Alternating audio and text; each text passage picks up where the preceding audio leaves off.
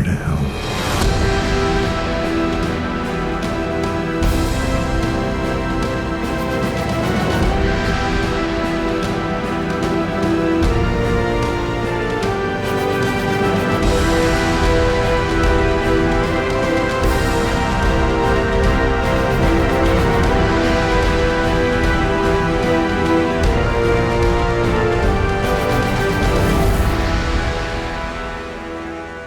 Happy Black Friday, Gothamites. My name is Brian Ward. With me, as always, the psychologist to the superheroes, superheroines, and supervillains of Gotham City and the Marvel Cinematic Universe, Dr. Drea Letamendi. Hello, Drea.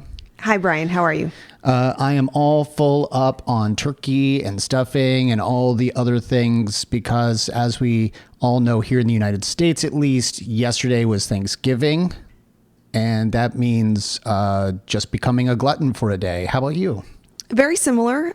Just enjoying having some time off and eating many, many leftovers from Friendsgiving and Thanksgiving. So yeah, we had some friends over for a little gathering on Thursday. A lot of people brought some wonderful food. We of course, this is not a plug for them whatsoever, although I would happily if they asked.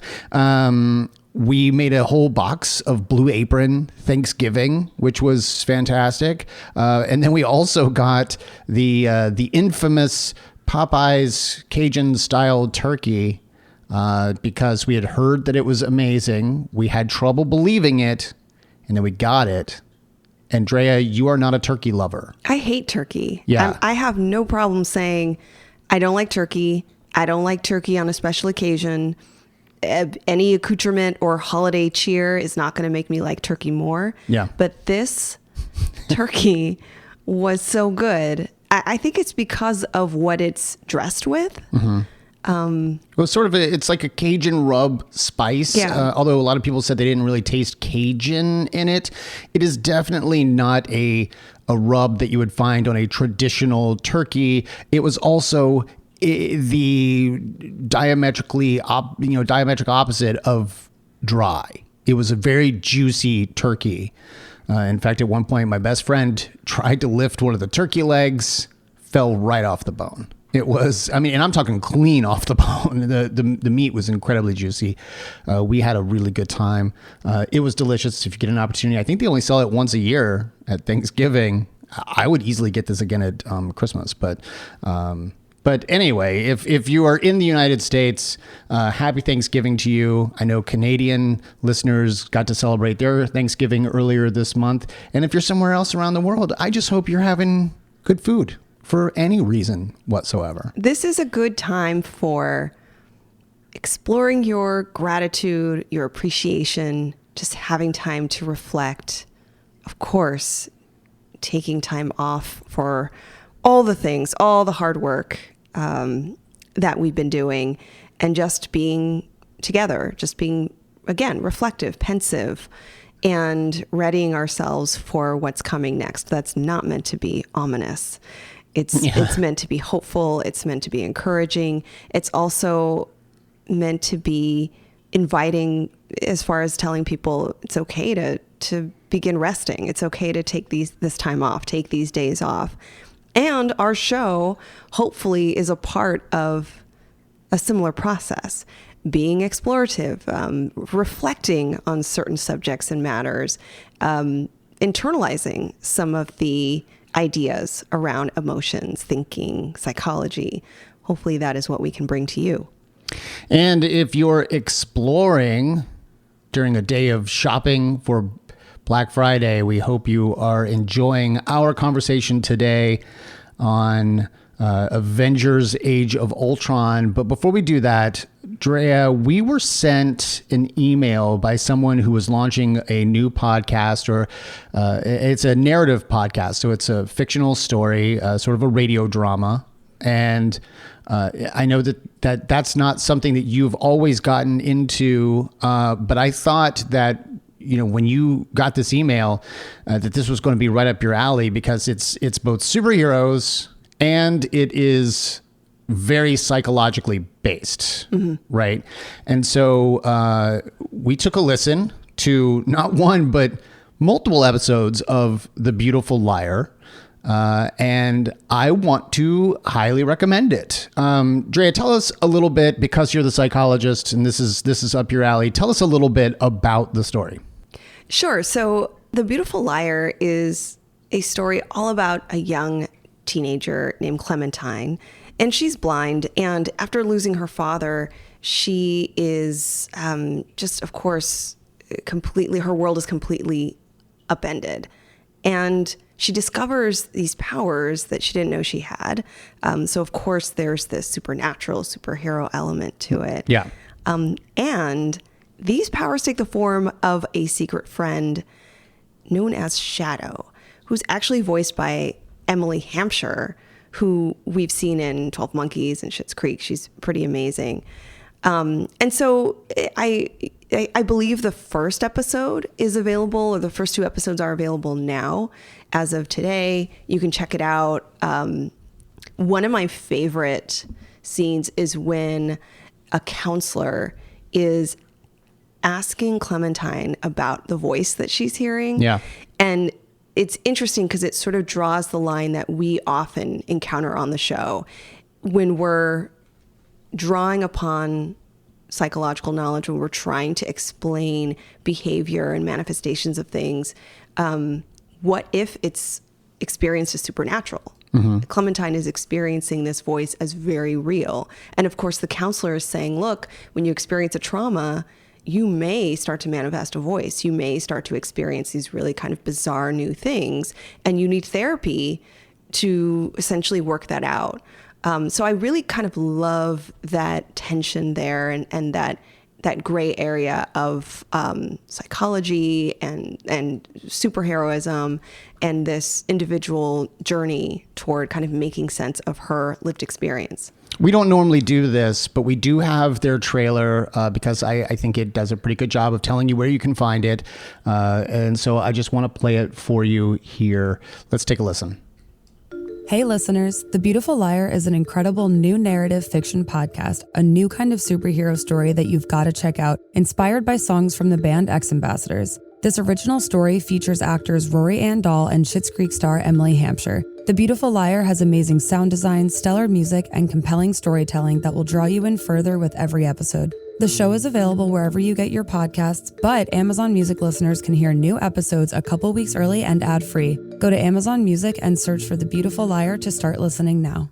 That's something we didn't even discuss, is the fact that it's sort of created by and accompanies the X Ambassadors' new album, and apparently it's all because the bandmates who are brothers, Sam and Casey Harris, they grew up listening to audio dramas together because Casey has been blind since birth. So it's an opportunity for the two of them to bond, to create something cool, and also to accompany their other, I guess, their day job as musicians. And so they've developed a whole world around this character. It's really interesting. We encourage you to check it out. Let us know what you think about it, and maybe we can all share in that from week to week together.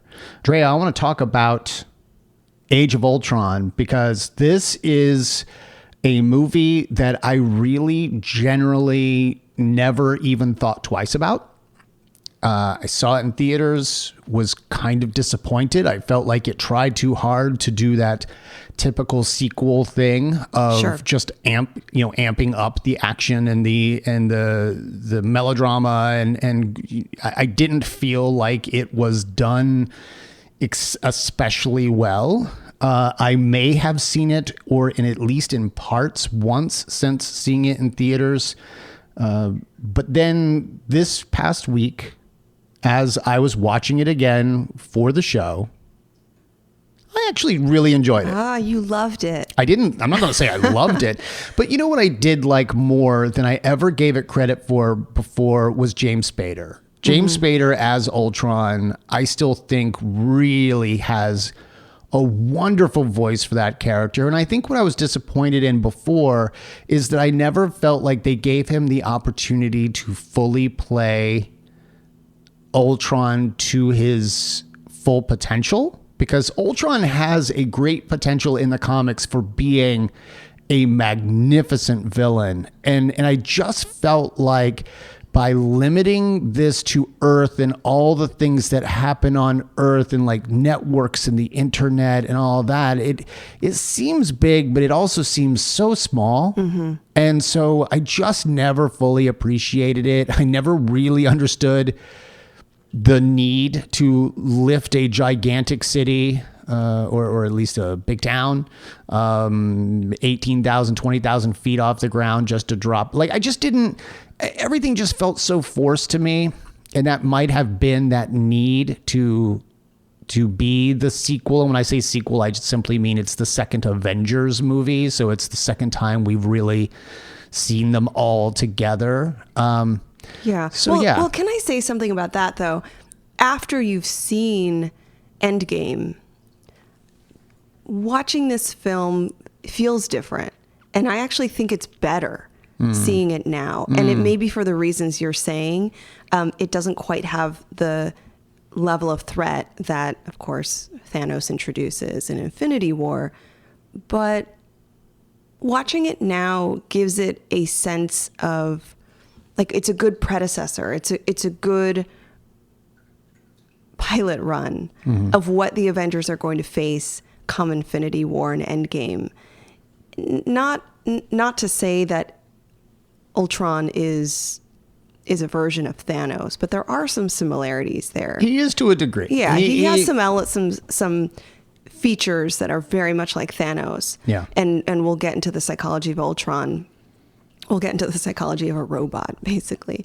He's so much more. A series of programs. But I think there is this sense of a bigger story. I think what I'm trying to say is this. When this film is standalone and it's just kind of contained in its own story, I don't think you can pick up on it as much. Mm-hmm. But when you pull out, the wider lens here is that we've seen the Avengers encounter some tensions and conflict among themselves. And then this film continues to tease apart and kind of disintegrate or pull apart the group a bit. They have faults and flaws that are significant and that have an impact on their ability to protect the Earth, which is kind of what they're supposed to be doing. And so Ultron serves as the key to that. Let me show you in these very, very, very, very interesting stern monologues. Yeah. Like, which go on and on and on and on.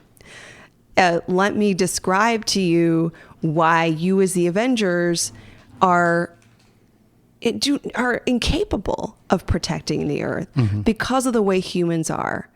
These are flawed beings. Your communities have the inability to find peace.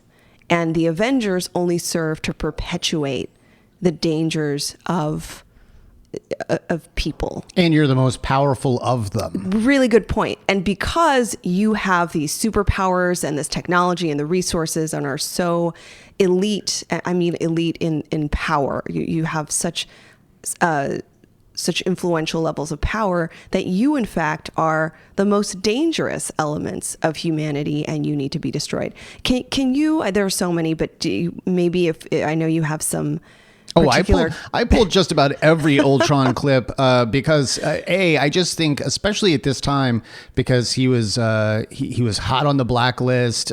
James Spader just has one of the greatest intellectual voices. Yeah. So I pulled just about every line of dialogue he has. Yeah. Let me play a little bit here from this one. Let's take a listen. I'm sorry. I know you mean well. You just didn't think it through. You want to protect the world, but you don't want it to change. How is humanity saved if it's not allowed to evolve? With these puppets. There's only one path to peace. The Avengers' extinction. And by the way, just about anytime he's doing the whole Pinocchio I Have No Strings song. It's so creepy. It's so amazing. And I kind of want it as a ringtone, but I also feel like somehow that will give my phone genuine AI. And as we learn in this movie, AI is not a good idea. But that's the ultimate. I don't know if I agree with you. Well, the argument that they're making, it's the classic AI argument. Okay. That the moment you create genuine sentient AI, that and you give it the job of protecting the Earth, the first thing it's going to do is kill humans. Right, because humans are the Earth's worst enemy. Yes, humans will destroy one another. They have this destructive, inherent component, and it's not a lie. Humans are destroying the Earth. Yeah. And so that's not. And at a rate at which we don't care. I mean, we were overfishing. Right. By using commercial fishing, we are clearing out the oceans of food, not just for themselves, but for us. Through deforestation, we are, basically ever since, industrialization, we have ramped up the destruction of the Earth. We are the Earth's worst enemy. And I'm not saying that's not reversible, but humans don't have the inclination to reverse this sort of thing. Well, I think some humans have the potential for drawing that back. Yeah, I'm not saying all humans. I'm saying humans as a whole, as a general community. I think this is more or less a conversation about AI. If I could sort of center what is important here, at least from the psychology piece, it's that there is an element of programming that at many different levels. Ultron is a computer program that Stark created. Now, Stark had some goodwill, right? He wanted to, realizing that the Avengers and even all the Iron Man suits and technologies that Stark has created, probably driven by a little bit of guilt that Stark himself has influenced warfare and even given warfare technology to different communities in the world. He's probably driven by some guilt, but nonetheless, he creates this computer program that is meant to transcend humanity's capacity for protecting the world or for protecting the Earth. And Ultron is that. Ultron is meant to be this AI that is this super shield protecting the world. And what's interesting is that this is a program that a human made. So it's sort of an element of it is what a human created. It still has elements of humanity. Well, and let's also talk about the fact that he has militarized peace. So he will use the AI. He'll use Jarvis, and he will use the AI technology to... Because remember, the very last time we saw Tony, he was destroying all of his suits. Mm-hmm. Remember, at the end of Iron Man 3, he tells Jarvis to initiate, and it turns into a big fireworks display as every single suit he has explodes. So that is him essentially giving up the job. He is saying, I don't want to have to be a superhero anymore. And that is basically his motivation throughout this entire movie. I'm going to create a perfect being that doesn't have the flaws of humanity. And I am going to use it to protect humans because we have proven we need protection, but the Avengers shouldn't have to be the ones to do it. And really, it comes down to, this is a guy who is, Andrea, maybe you disagree, broken emotionally, psychologically to a degree. This is a guy who is desperately trying to get out of the fight. And he makes that point several times. And in fact, I have a line of dialogue from him here. Let's take a listen. You know Ultron's trying to tear us apart, right? Well, I guess you'd know. Whether you tell us is a bit of a question. Banner and I were doing research. That would affect the team. That would end the team. Isn't that the mission? Isn't that the why we fight? So we can end the fight, so we get to go home? Every time someone tries to win a war before it starts, innocent people die. Every time. So what's interesting too is we see that these AI suits come down in some of these other countries, in these like third world countries that are war torn, and they have even turned on Iron Man because he says he's here to help, but there is a level of threat in looking at this mechanical suit that's holding its hand up to you and telling you to stay back. So it is militarizing peace. And that could be seen as fascism. That can be seen as a threat all to itself, where you are taking away our ability to simply congregate in our market square because this, for better or worse, Tony understands that there's a threat that's happening at this moment and I need to protect these people. But by doing it with militarized suits, it's not the best look. So the world is turning on Iron Man. And yeah, I think you're right. I think some of it's guilt. And then I think some of it is this overcompensation that is driven by his need to retire.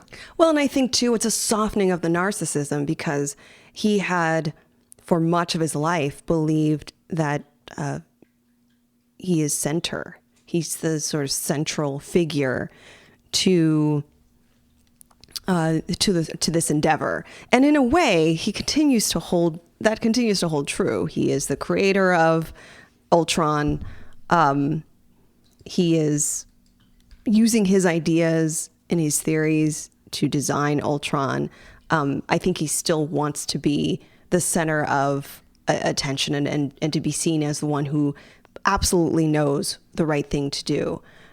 He certainly still carries that feature of narcissism, but when I say there's a softening of that, I think it means that for me, he's realizing his own flaws and realizing that he no longer can be the person making those decisions. Yeah. This needs to default to a being or a power that is much more sophisticated in its design to predict harms and danger, to protect the earth from threats, like all of these things that Tony believes he can essentially program, but isn't necessarily directly involved in the step-by-step procedures. The thing that I think is also interesting is that this lands well in our current culture around technology and how much we want our technology to give us power and control, and how much we give technology the power and control to motivate us and change our behavior. Yeah. Which I think Ultron becomes a symbol for. That is the push and pull. And if you can gather, I'm sort of like, we're kind of hot for Ultron. And then, I mean, James Spader voicing him might be one of the reasons. So we're kind of like all in for Ultron. And then we're also realizing how destructive Ultron can be. Mm-hmm. There is that duality in our relationship with Ultron. Yes, give all of our power up to Ultron because Ultron knows better. Also, are we comfortable with AI having all of this information about us, being able to predict and motivate, if not actually control our behavior? Mm-hmm. I mean, that's essentially what the film The Social Network talks about. Yeah. Okay, so we've talked a little bit about Stark. And I think this is an interesting build up to things we are certainly going to see in upcoming movies that we're not allowed to talk about. Let us talk a little bit about two characters that have never fully been given their due up to this point. And that is Bruce Banner as the Hulk and Natasha Romanoff, also known as Black Widow. There's a little bit of a romance budding here. It's not a case of one of those movies where like suddenly they're together. That somewhere between movies they got together. We get to see Natasha Romanoff genuinely flirt. And I pulled a piece of audio here because I think it's pretty great. It's Steve talking to Bruce after seeing Natasha and Bruce interact. And this is going back to what we were talking about in Winter Soldier and Bruce's or Steve's and Natasha's interactions. Let me play it here for you. It's nice. What is? You and Romanoff. No, we haven't. That wasn't. It's okay. Nobody's breaking any bylaws. It's just she's not the most open person in the world. But with you, she seems very relaxed. No, Natasha, she likes to flirt. I've seen her flirt. Up close. This ain't that. Look. As maybe the world's leading authority on waiting too long, don't. You both deserve a win.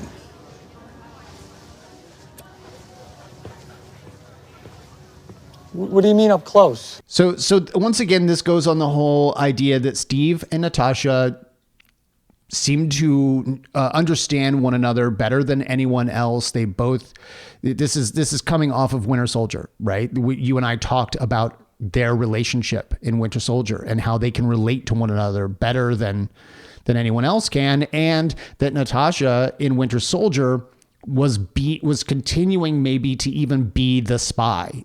That, she was being the person that Steve needed her to be. And Steve is acknowledging that he knows what that looks like. And he is telling Bruce, this is different. This is something I've never seen before. This is not Natasha using her sexiness to get what she wants. This is not her trying to be manipulative. This is someone genuinely showing affection to another person. And I think it's important that you know that. And I also, from experience with Peggy, know that you need to jump on this opportunity right now and don't let it slip away. What did you think of the relationship between Natasha and Bruce throughout this movie? I think I'm appreciating it on a little bit of a different level. The conversations that they have together are it's very intimate, it's very vulnerable and authentic. I think for me, from the perspective of people who are personally isolated and personally very, very self-loathing, have self-loathing, very, feeling very different than others, come together on a common connection. Both of them feeling, and there's this really nice dialogue about this, like both of them admitting they feel like a monster. Hulk has an obvious reason to feel like a monster. He literally transforms into a monster. And when he's Hulk, I'm sort of combining Bruce Banner and Hulk, or interchanging them. But when Bruce talks about Hulk, at this stage in the journey with Hulk, Bruce says that it's an uncontrollable and destructive thing for him. He does not want to be so out of control. He doesn't want to experience that lapse of identity, which he does when he's in between identities. So I think, and it's a saddening of a conversation, or it's a saddening of the moment, because he admits that his flaws are things that he can't change, things that are beyond his control. And we have heard him say that things get so dark for him that suicide becomes an option. Yeah.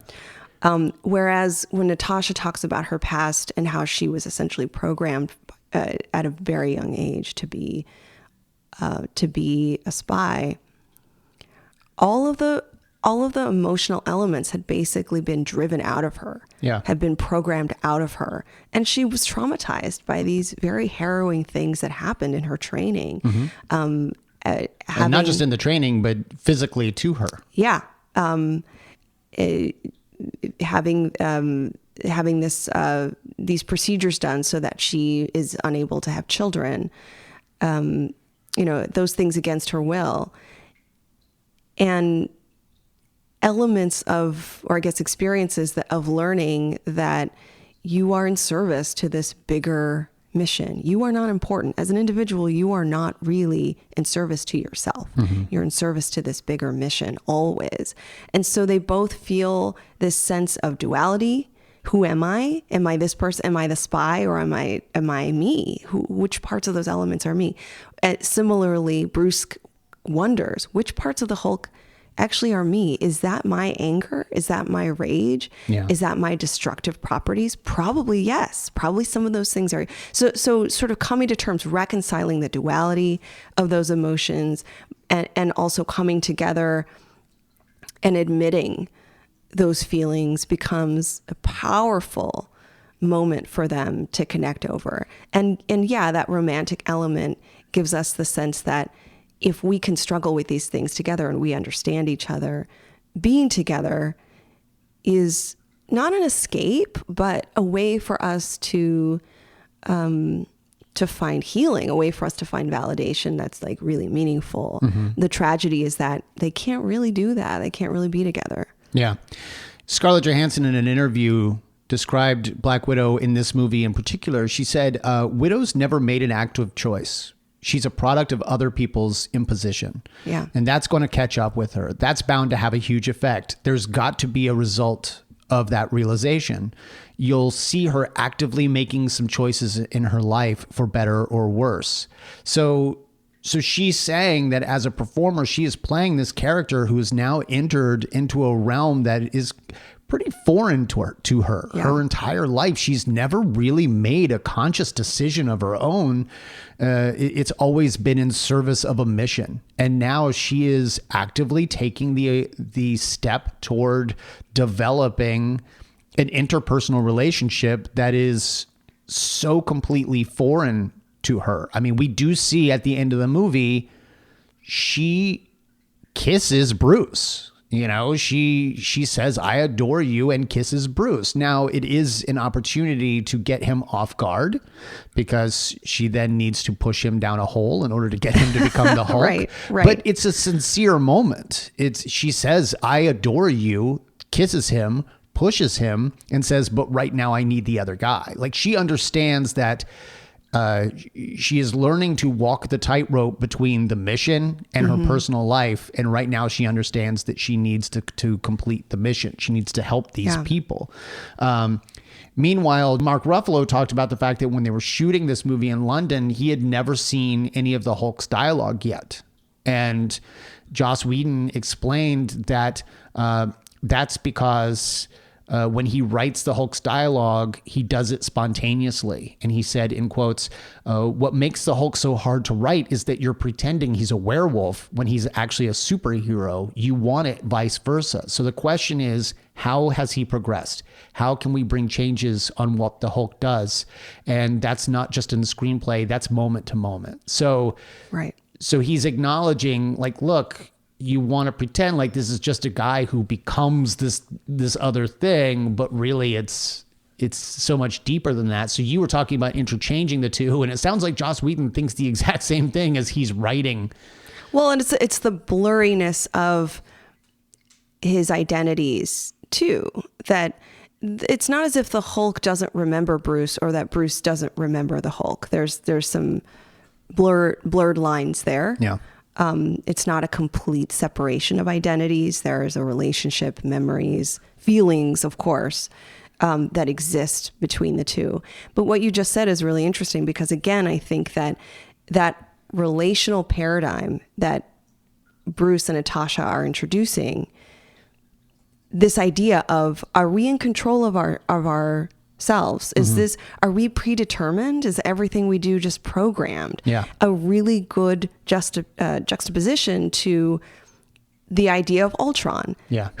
Which is really interesting, because Ultron is saying, oh, I've been programmed to know exactly how to resolve this issue on this planet. In a very destructive way, of course.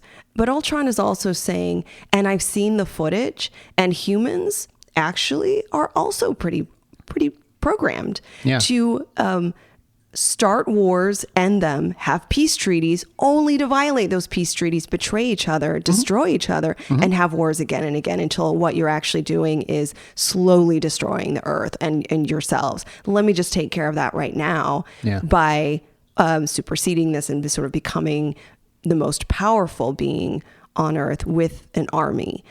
That, I think, is the main question central to this film. Yeah. What parts of our world, our lives, are we in control of? And then what parts are actually already programmed and we have little control over? There's one more thing I want to ask about Bruce Banner before we move on to another character. And that is, in this movie, I see a character that is almost plagued by imposter syndrome. And by that, I mean, he understands that he's smart and maybe even one of, if not the smartest men in the room.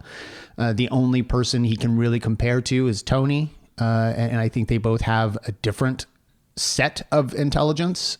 But where Bruce is really interesting is he seems to acknowledge, or at least think, that he's not really even Bruce Banner anymore. He's just the Hulk. He's just hiding the Hulk at any given time. And it's sort of related to that line that you love so much in the Avengers, I'm always angry. You know, so he's having a real hard time not being angry. He's having a really hard time. And I don't mean he's having a hard time holding back the Hulk. I mean, he's having a hard time just not being cynical and not being someone who feels like he's a monster and unlovable. And that's all related to this other character that's hidden inside of him. But it's almost like, you know, look, I'm not really Bruce Banner anymore. And I haven't been Bruce Banner in a long time.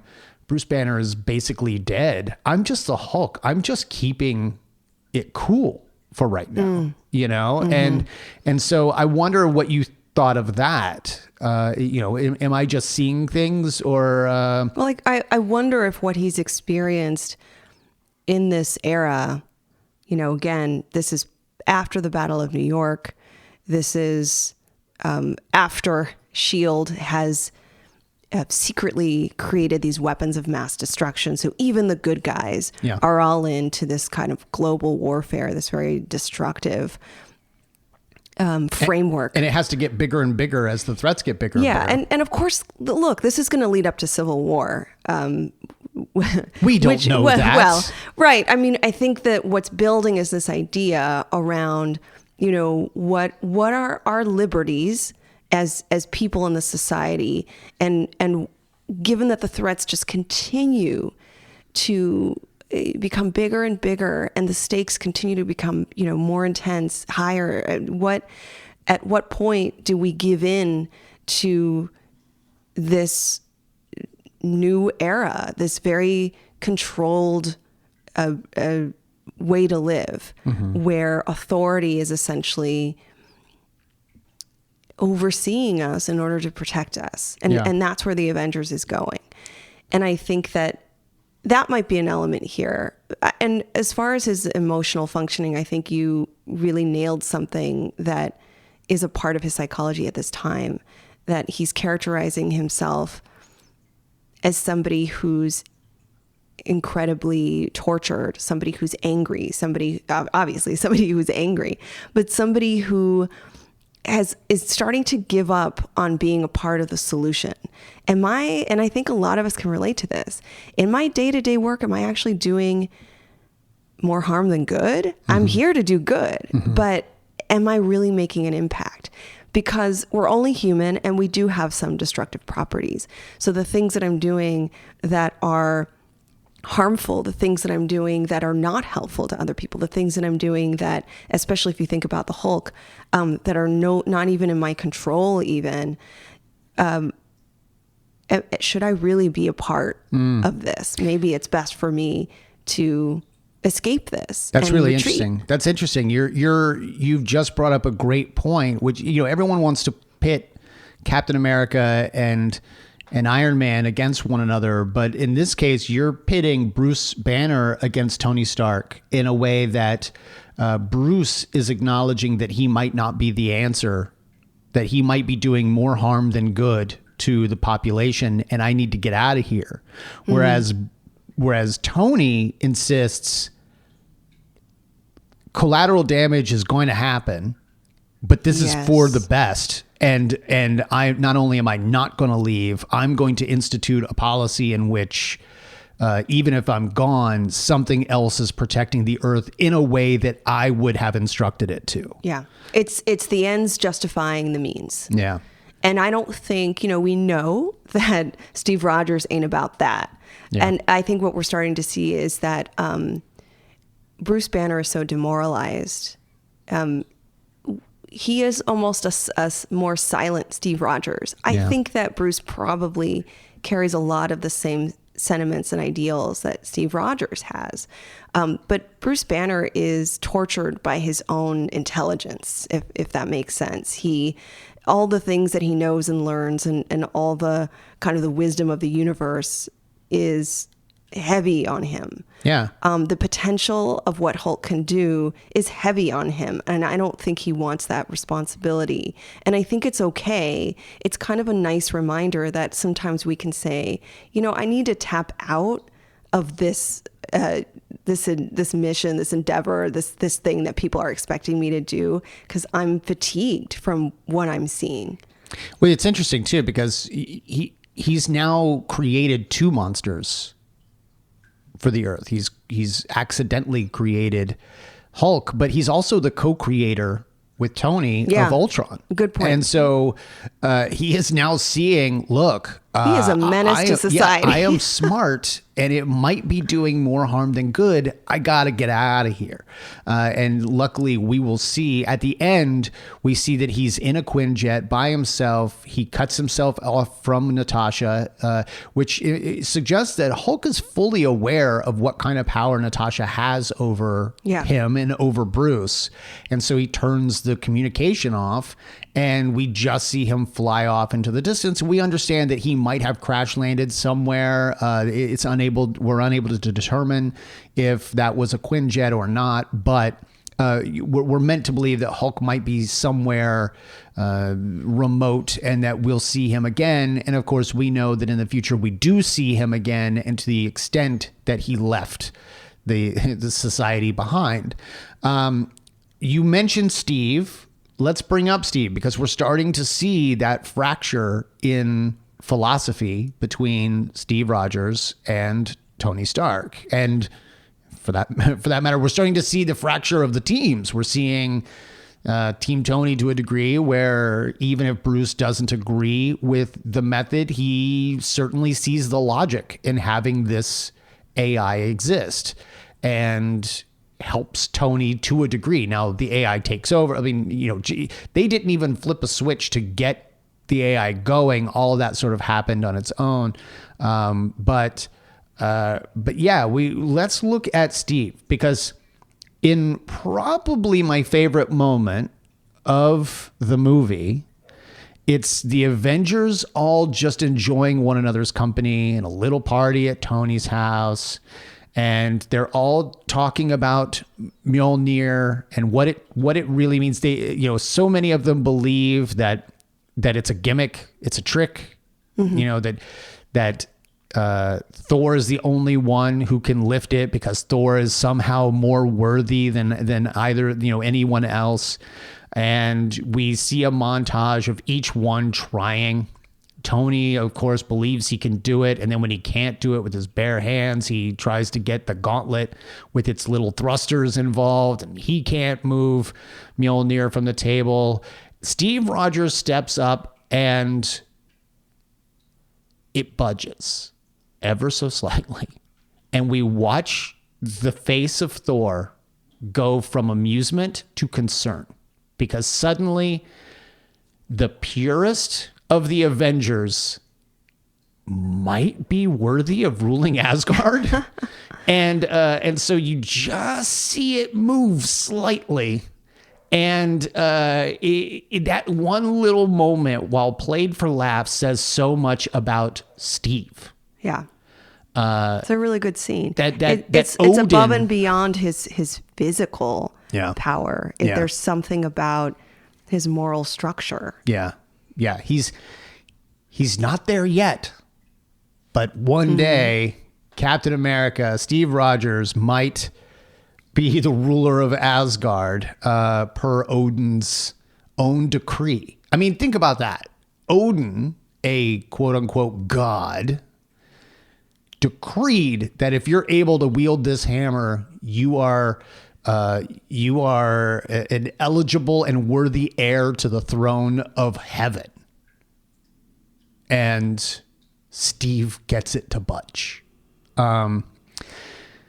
Let's talk about Steve a little bit. What did you see differently in this movie, or how have you seen Steve progress over the course of the movies to this particular point? I mean, I'm getting to the point where it's funny because now that I care about this character, because the first watch through of these films didn't really compel me to care about this character much. And now that we've watched them with this additional focus point, I do worry.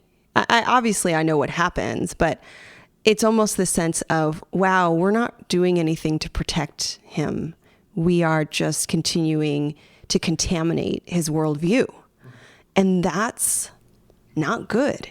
He is one of the few that carries the intuition and the purity, and by that I mean the psychological. I don't mean any other type of purity. I guess pure of heart, but the psychological ability to carry these complexities that the world is introducing and still understand that we must not violate the wholeness of our personhood. We must not give in to the toxins of all these things around us that could help us win. Yeah. Because what good is winning if we've done atrocious things to get there? We just become atrocious people. Yeah. So I care about him much more. And to answer your question more directly, he is, we see him, he's irritable. He is, he is at a little bit, I wouldn't call him combative, but there's tension among him and other characters, especially Tony Stark. And again, this is leading up to Civil War. There's a good reason for it. I almost feel like the Steve Rogers of the 30s and 40s would have been able to pick up Mjolnir, but the Steve Rogers corrupted by S.H.I.E.L.D. or disillusioned by S.H.I.E.L.D. is what's holding him back. And it's interesting. This is the first time we've seen Cap since S.H.I.E.L.D. was dissolved in Winter Soldier. So you've got a character now who is genuinely just trying to figure out where he belongs in the world, because he's technically a soldier without a country. He has no one to give him orders anymore. And so you and I discussed the fact that, Cap might be better as a soldier, as someone who is given a mission. And now that person giving him the mission ceases to exist, or that entity, that organization has ceased to exist. So now he is a man who not only has to figure out who he is as a person, but he also has to figure out who he is as a soldier, because this might be the first time that the Avengers has ever had to operate on an independent basis. Like, who do we now side with? Who are the good guys? Who are the bad guys? Are we the bad guys? Do we have the potential to be the bad guys? And so it's an interesting turning point for Steve, and one that we see take great effect a little bit later. You mentioned we're heading towards Civil War. Mm-hmm. I'm going to stick with the most or the core group of the Avengers here for a second. And I actually want to talk about the person that I feel like this movie makes the most interesting Avenger of all. And that's the one no one talks about, Hawkeye.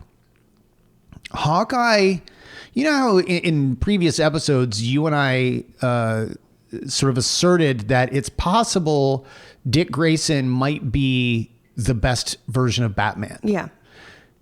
Hawkeye in this movie may have proven himself to be the most well-rounded and the most maybe healthy of the Avengers. And by that I mean he has been able to compartmentalize so well that he can still do his job as someone in the military and as an assassin who can do horrible things. But we learn in this film that he has a family, not just a wife, but multiple kids. I mean, he has been able to maintain a loving household that has been protected by S.H.I.E.L.D. and from the rest of the world. And so he gets to go to work and he gets to come home and spend time with them as dad. And that's something none of the other characters have. And so I'm suddenly fascinated by Clint Barton and his ability to turn it on and off when needed. What did you think about Clint in this particular movie and his ability to sort of compartmentalize these aspects of his life? It's somewhat of an outdated term, but some of us still use it. I think he is able to achieve differentiation. This idea of differentiation, I mean, think about it closely. It is our ability to separate ourselves from other people, to kind of protect and preserve our own thoughts, values, feelings, or motives, and then also have meaningful relationships with the people around us in a higher calling. It means that you are working hard consistently to be resilient, because there's a lot of threats out there, to be resilient and protect yourself and kind of be consistently who you are. I think that he's able to demonstrate strong psychological differentiation because he continues to forge ahead. And we see him do quite a lot of heroic things in this film and not be so negatively impacted by the changes around him. Mm-hmm. So he's quite a good role model for us. And you know, he's very human. Of course, he's a human. He has only his sweet archery skills to rely on, and that's his power. And because we learn that he has a family, we learn why he has been as standoffish and quiet and in the shadows in the past. He's not necessarily the super team guy. He is the guy who is doing the job because it means protecting his family. And, you know, we've seen Tony have that relationship with Pepper, but it's sort of a combative relationship. He doesn't share everything with her. He doesn't, you know, and Clint is open enough with his wife that his whole family knows Natasha. They basically know her as Aunt Natasha.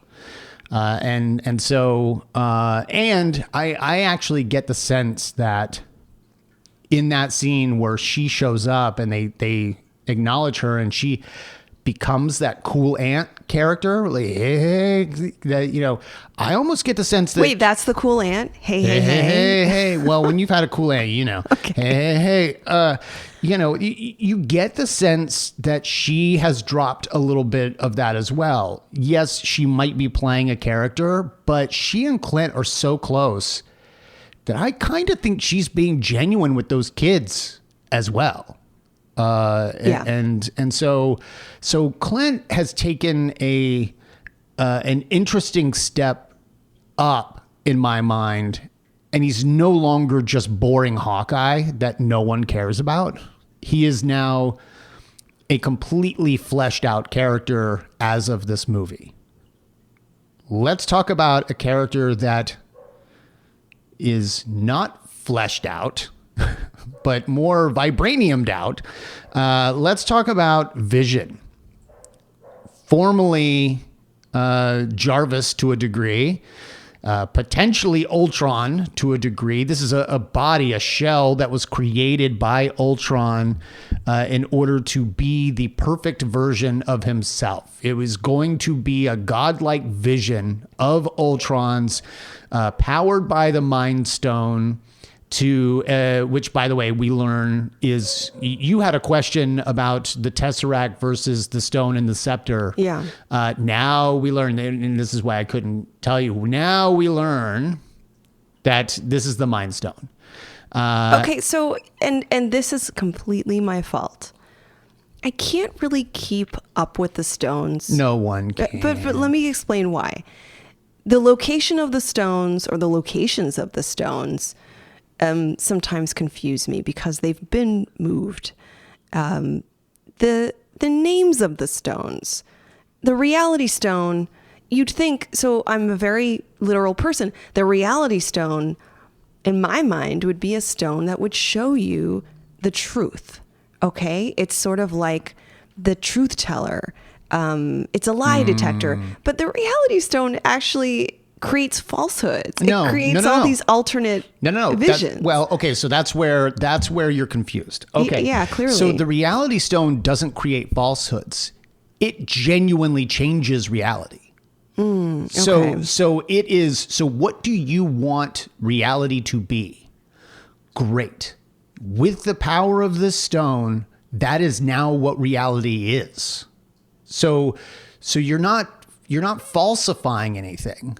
You are genuinely changing it to the will of the user. Okay. That makes more sense. So that's where. And so tell us about, the Mind Stone. The Mind Stone is, they're all powerful, but the Mind Stone is incredibly powerful. Well, but what's interesting is, and this is where I found that the Mind Stone might not have been as powerful as I wanted it to be, because it is an Infinity Stone. Ultron is able to take the stone in Loki's scepter and basically turns it into the Mind Stone, places that in the forehead of Vision, which is essentially what is used to power up Vision. Now, the body was going to be the final resting place of Ultron's mind, of his personality, and he was going to use Vision to become a god. Bruce and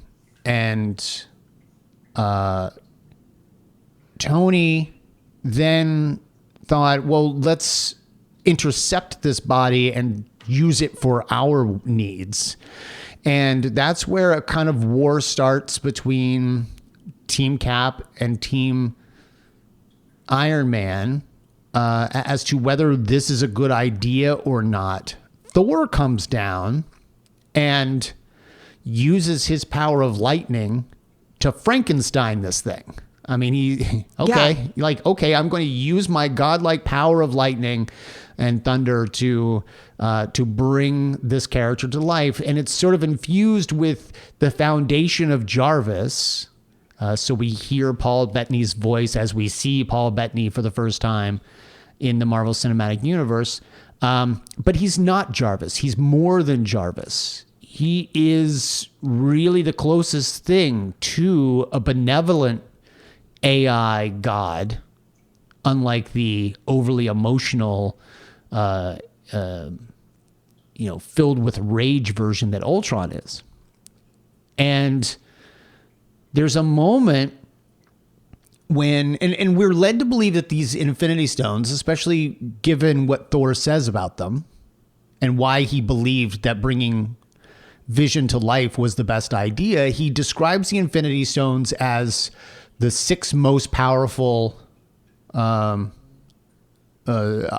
in the world, in the universe, and it would be deadly to let Ultron have this.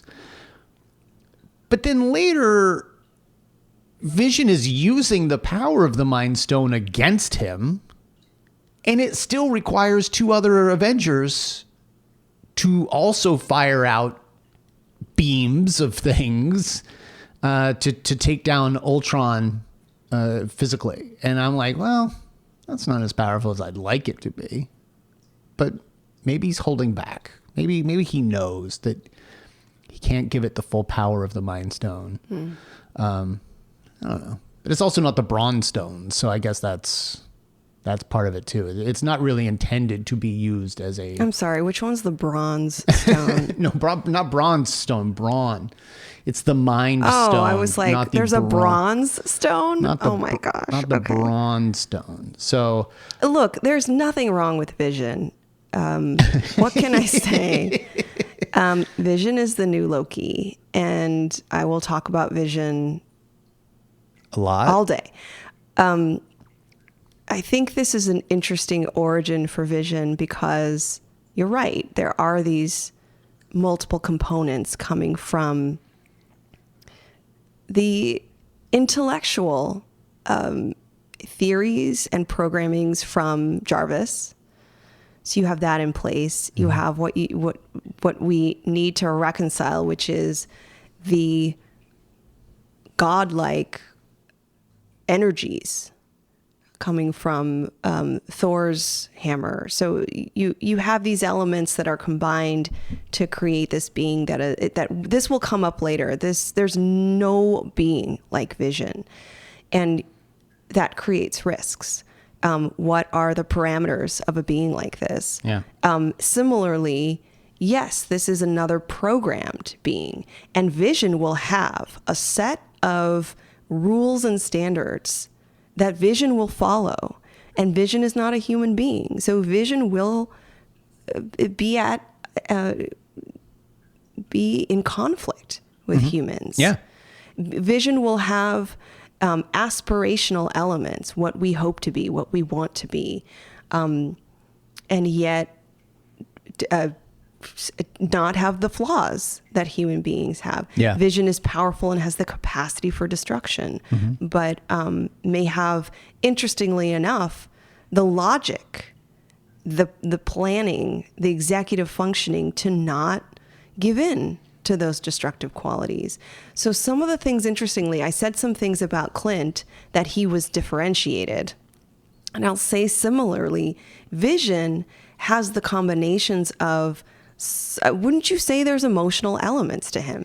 He has some emotions and he has some intellect. There's a line of dialogue that I have pulled that is the perfect embodiment of what you're saying right now. Okay, give us. All right, so let's take a listen. I don't want to kill Ultron. He's unique. And he's in pain. But that pain will roll over the earth. So he must be destroyed. Every form he's built, every trace of his presence on the net. We have to act now. And not one of us can do it without the others.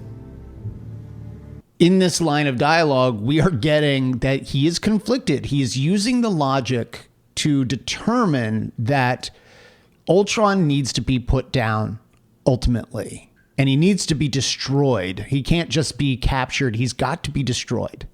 But he doesn't want to, because he's also acknowledging that this is a life. This is a life form, and it's a unique life form. Right. By destroying Ultron, I am going to be enacting genocide on a new species of being, you know?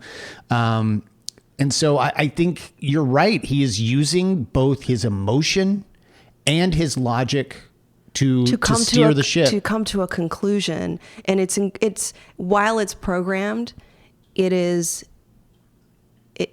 really an incredible capacity for problem solving and purity and even such that while Steve Rogers barely got Mjolnir to budge, Vision has zero problem whatsoever picking it up, and he does not have the same flaws as humans or even as Guardians. He does not have, he is pure of heart and perfectly capable and worthy of ruling Asgard should he want to. And he doesn't. He doesn't want to. He doesn't want to be a ruler. And that's part of probably what allows him the ability to pick it up. But he just picks it up and hands it right to Thor. And I think that's the moment, because up to that point, you've got Cap and his group who are unclear as to whether this being should be trusted. And if he can't be trusted, what do we do to take him down later? And Vision just hands over this infamous hammer to Thor, and I think that's the argument that wins them all over. This guy's on our side, and he is worthy of being followed by the team. We're introduced to two other members of the Avengers. Spoiler alert, only one of which will survive outside of a memory. And that is the twins, that we were introduced to in Winter Soldier. It's Pietro Maximoff and Wanda Maximoff, Quicksilver, and the Scarlet Witch, although she's not technically the Scarlet Witch yet. She becomes that later. I don't know. What do you want to say about these two? Or do you want to see how Wanda grows going forward? There is one moment I would like to talk about Wanda, and really it's more about Clint than it is about Wanda. Okay. But it's a moment when she realizes, much like Stark and much like Bruce, that she is doing more damage out there than not, and she becomes terrified and sort of becomes a crumbling mess because she helped Ultron do this, get to the point where he is lifting Sokovia 20,000 feet into the air and destroying it. And she comes from the war-torn country, and she realizes this is a nightmare and it's all her doing, or much of it is her doing, because Ultron was using her as a pawn to get what he wanted. And Ultron, let me also say, Ultron seemed to recognize that these twins were very powerful. Mm-hmm. He particularly noticed in Wanda that she had capacity for great power. Yeah. To the extent that she alone could destroy all the Avengers. Yeah. So he really names that. And I think what I'd say, I'll go where you're about to go, but I think what I'd say is he's able to recruit them in what I would call a very abusive way. He appeals to them from the perspective of someone who can take care of them. Mm-hmm. It's almost like a caregiver coming in, acknowledging you've lost your parents, you have no guidance. People were harming you and torturing you because of your abilities. These two are X-Men. Am I allowed to say that? You're not. They're not officially X-Men. They're mutants. And they did in this story have an interaction with the Bronze Stone. No, they had an interaction with one of the stones. I can't remember. And so they're very powerful. It's a manipulation. He comes across as someone who can do the right thing as your new parent, as somebody who will protect you, as somebody who will not do you harm. And look, I will also just give you all the nourishment you need to let your powers thrive. Yeah, because he sees them as evolution, and he believes that the Avengers are actively trying to quell humanity's evolving to the next level as well. And X-Men are the next level in, depending on who you believe, in the stages of humanity. He picks up on that. You're starting to sound a lot like Magneto. Yeah, well, Which is probably why Scarlet Witch joined Magneto for a significant period of time. But I would say, to Ultron's defense, he's playing that weird line where you say it's abusive and manipulative, and it is to some degree, but he's also truthful about it. He says, look, from my point of view, I am protecting you by also, I'm going to end up killing you in the end too, because you're still just going to become destructive, and you're going to become even more so. So while I need you to take care of my problem, I'm also going to take care of you later. And so he's got that mindset of like, this is perfect logic. And it's really messed up. Yeah. But you can't blame the twins for feeling somewhat needed and feeling somewhat purposeful in this. Now, Wanda has a tremendous amount of need for some outlet for her rage. And sadly, what happens to her in these circumstances, in this series of events, is like one of the worst things that you can imagine. Yeah. She has one person in her life who understands her, who has been with her throughout her upbringing and throughout all of these traumas and adversities, and he dies. He dies at the hands of Ultron. He does die at the hands of Ultron, but he dies while successfully defending Clint, who has got his arms, like he is shielding someone who is about to get shot by a minigun, and Pietro takes several bullets from this minigun and can't survive it. He just wasn't fast enough. Well, it's not so much that he wasn't fast. I mean, yes. I mean, he was fast enough to get in the way. He is not fast enough to run around each one of those bullets, I suppose, because it's an incredibly, incredibly fast gun. So yeah, he sacrificed himself and had a good ending line, or a good final line that runs on a gag throughout a couple of other scenes where he says, "You didn't see that coming. Like you didn't think I would come in to save the day and save you and this other person." So he shows his heroism and passes away as a result. And this is ultimately going to lead to much more trauma for Wanda, because now she has no one. She has literally lost everyone that's ever meant anything to her in her life. And Sokovia is now plummeting toward the ground. All the people are shuttled off by S.H.I.E.L.D., or what S.H.I.E.L.D. should have been, a commandeered helicarrier commanded by Nick Fury. But yeah, we're going to get a lot more into Wanda. And she'll become an interesting character, especially as it relates to her relationship with this new being, Vision.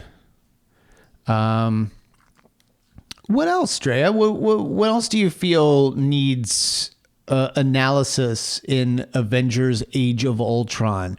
We're visited once again by Falcon. We get to see Peggy Carter in a vision, in a vision of Tony's. Maybe we should talk about that a little bit. Just the idea that Tony sees this nightmarish image that is really kind of manipulated to some degree by Wanda. She is implanting this notion, but really the implant is just heightening this fear that he already has, which is that he could have saved the world and didn't. And that's really what's fueling his need to build a suit of armor around the Earth. Wow. So that suit of armor would have come in handy much later. Yeah, well, yeah. It's and I think this is what we're meant to tackle. Mm-hmm. Not everyone is completely wrong. Yeah. I don't think there's anyone here, including Wanda, including Ultron, including Vision, of course, including Tony Stark, including Steve Rogers. Mm-hmm. No one is absolutely wrong in their worldview and in their decision-making and solutions for approaching that worldview, because the complexities of the threats that we encounter demand that humanity is rightly so complex and multifaceted. This is the dynamic of this is sort of the constant push and pull. How do we protect ourselves, and to what lengths will we go to keep ourselves and our loved ones safe? And what will we give up ultimately to reach survival? So you can't blame Tony at this point, even now.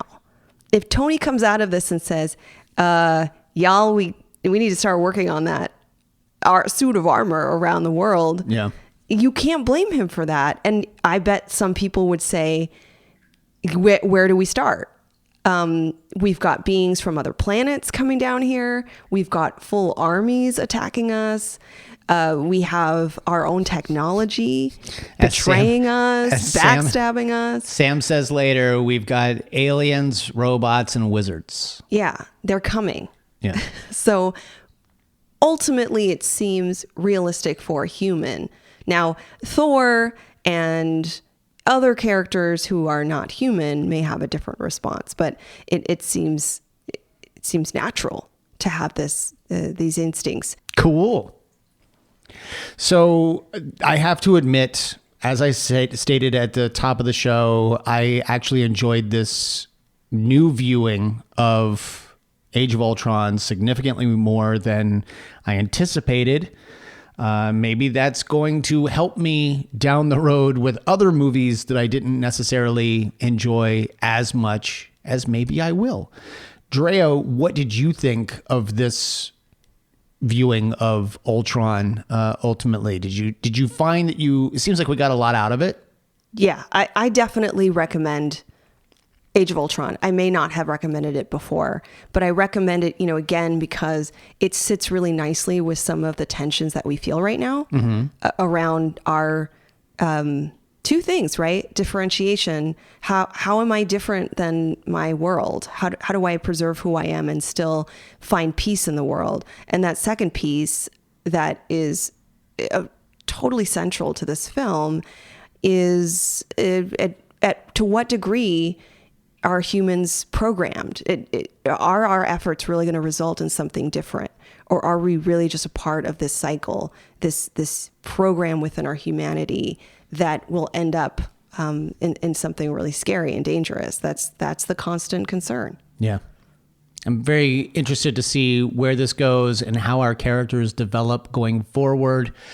So, Drea, next time we're going to complete, can you believe it? Complete phase 2 of the MCU as we watch Ant-Man.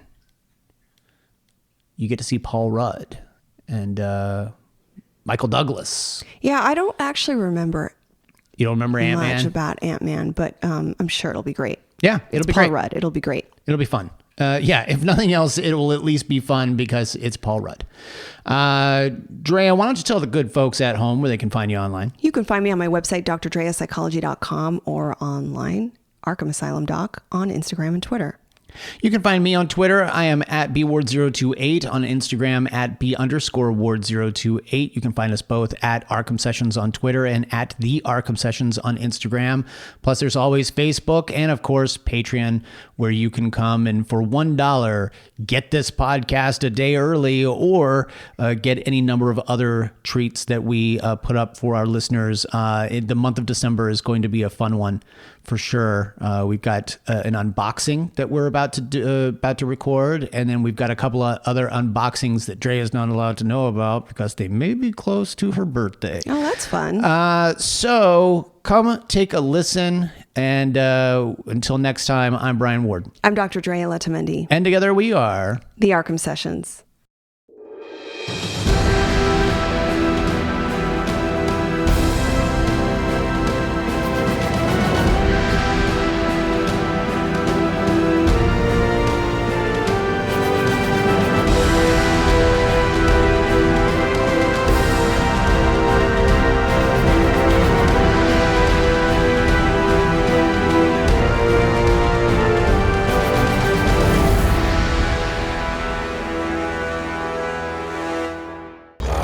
Strings, but now I'm free.